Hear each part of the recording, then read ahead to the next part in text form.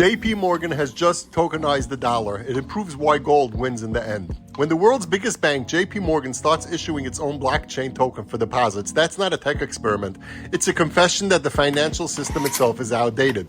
They launched JPM Coin, a digital token representing real US dollar deposits at the bank. It moves instantly, 24/7 across borders on Coinbase's base blockchain. In other words, your money can finally move at the speed of crypto as long as it stays inside their walls. Now here's the truth that nobody's talking about. This is not a crypto coin, it's a deposit token, a direct liability of the bank. If JP Morgan ever went down, so would your digital dollar. You don't own it, you own a promise. So yes, the system is going digital, but not decentralized.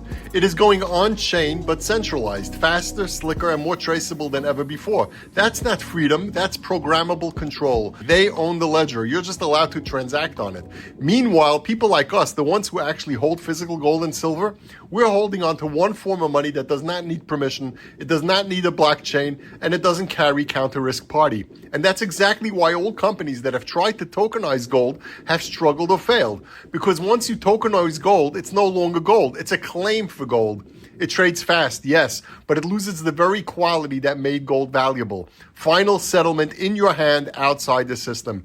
You can't improve perfection by putting it on a database.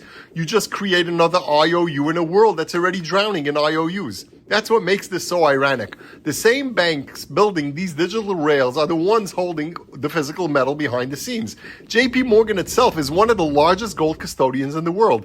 They understand the game. They build a new system on-chain but anchored the balance sheet with something off-chain and incorruptible. So the real story here is not about innovation. It's about what happens when trust collapses. When people lose faith in paper promises, whether they're printed or tokenized, they rush back to what's real.